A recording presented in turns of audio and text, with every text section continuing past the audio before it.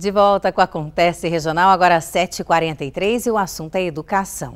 Porque a USP, a Universidade de São Paulo, perguntou aos calouros dos cursos de Física e Matemática quantos gostariam de seguir no magistério. O resultado foi surpreendente. 47,6% dos entrevistados que estudam Física e 45,2% dos que fazem curso de Matemática disseram que não queriam ser professores. Isso vale para os ensinos fundamental e médio. Para avaliar esse cenário, a gente convidou aqui a Hebe Camargo, especialista em educação e professora da Unital. Obrigada pela presença, adorei seu nome. Vou começar dizendo isso. Bom dia. Obrigada, bom dia. Hebe, falta incentivo para os professores hoje? A gente viu aí um resultado dessa pesquisa, assustou, né? Sim, o resultado da pesquisa nos assusta, porém este é um fato, ao meu ver, como educadora, que nós precisamos desmistificar.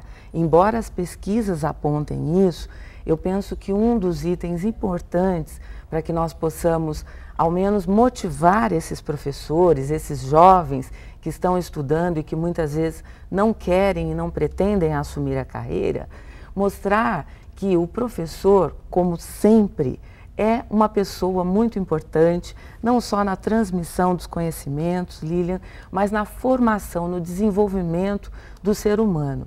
Então, eu penso que a formação que ele passa, todo o conteúdo que ele aprende na faculdade e tudo mais, vai favorecer a boa formação de muitos outros jovens no país. E eu penso que um dos pontos que nós precisamos rever é justamente o contexto escolar no qual esse professor será acolhido. Eu sinto que o contexto precisa ser revisto. Mas você acredita que a falta de incentivo hoje dos profissionais em seguirem no magistério não se deve só ao fato da questão salarial, mas também, por exemplo, esses conflitos que a gente vê diariamente nas escolas, alunos desrespeitando professores? Você acha que se deve a isso também? Também, Lilian. Eu percebo que muitos dos professores se decepcionam quando assumem uma sala de aula e percebem a participação não adequada, tanto dos jovens quanto dos pais também desses alunos.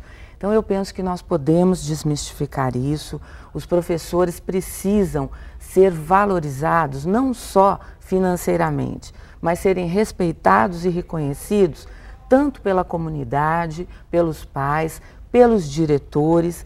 É preciso que haja, de fato, um acolhimento desses professores, um acolhimento, uma valorização, para que eles possam, de fato, exercerem o seu compromisso educativo. A qualificação do professor também, que muitas vezes o dinheiro que ele ganha com as aulas não consegue se qualificar, né? Pelo menos conseguir dar continuidade a essa qualificação, né? Perfeito. E nesse momento, nesse ponto que você toca, é muito importante que os diretores, os coordenadores, as pessoas, enfim, que estejam na gestão ali da escola, possam ter uma visão para possibilitar a esse professor, sempre que possível, uma ausência, um afastamento, quando necessário, que é garantido por lei e que muitas vezes não é respeitado.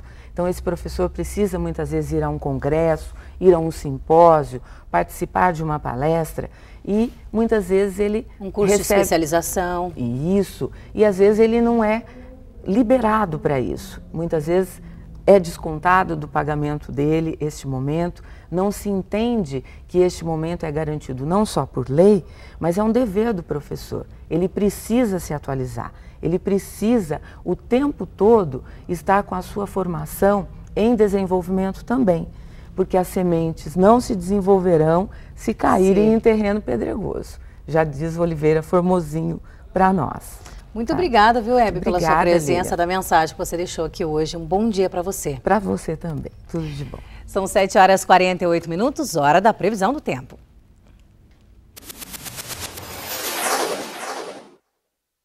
O dia segue com tempo firme e abafado e com temperaturas em rápida elevação até o meio da tarde.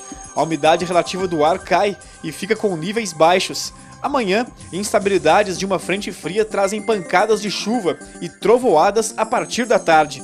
Máximas de 28 graus em Santo Antônio do Pinhal e Ubatuba e 31 graus em São José dos Campos e Aparecida. E o assunto novamente, a eleição. Em Guaratinguetá, onde 4 candidatos disputaram um pleito, foi a cidade que apresentou o resultado com menor diferença entre os concorrentes ao executivo. Confira. Nas urnas, a população de Guaratinguetá se mostrou bem dividida entre os 4 candidatos à prefeitura. Eu achei justo, eu achei que foi uma eleição bem concorrida. Eu acho que foi justo, sim, se o povo reconheceu. Aqui em Guaratinguetá, a diferença do primeiro para o 4º colocado foi de apenas 2.000 votos. O candidato eleito, Francisco Carlos, do PSDB, teve 27,23% dos votos válidos. Mas não haverá segundo turno, já que a cidade tem pouco mais de 86 mil eleitores. E, segundo a legislação, são necessários 200 mil. Mas o futuro prefeito não vê problemas no resultado. A população ela opta naquele período eleitoral, ela faz a sua escolha naquele período eleitoral. Depois que nós fomos eleitos, escolhidos pelo povo, tomando posse dia 1º de janeiro, nós somos o prefeito da cidade. Eu não sou o prefeito de 20 ou um terço da população. Eu sou o prefeito de Guaratinguetá. Eu tenho que defender os interesses de toda a população guaratinguetaense. Da coligação de Francisco Carlos também só foram eleitos 3 vereadores, mas o prefeito eleito afirma que a posição da Câmara ainda não está definida.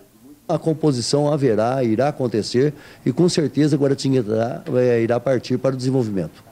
Já este cientista político acredita que o resultado apertado representa o sentimento de insatisfação da população. Ele lembra também que Guaratinguetá teve 15 mil abstenções e 7 mil votos brancos ou nulos.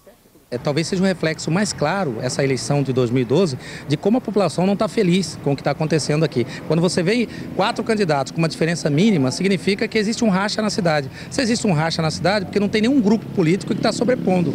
Então significa que mesmo qualquer um dos que fosse eleito teria uma rejeição muito grande dos que não votaram, porque somando o voto do segundo, do terceiro e mais dos que não votaram, nós temos 70% de abstenção, de rejeição que o atual prefeito terá. Aqui em Taubaté, depois de um termo de acordo assinado entre o PSDB e PT, ficou definido então que a propaganda eleitoral gratuita no rádio e na TV vai começar no dia 12 de outubro. Serão 20 minutos, sendo 10 para o candidato Ortiz Júnior, do PSDB, e outros 10 para Isaac do Carmo, do PT. Mas eu lembro que o Tribunal Superior Eleitoral só não definiu ainda se as inserções serão diárias. A gente vai para um rápido intervalo, na volta tem oportunidades de emprego e também detalhes da programação do Outubro Rosa em Pindamonhangaba. Não sai daí, 7h51.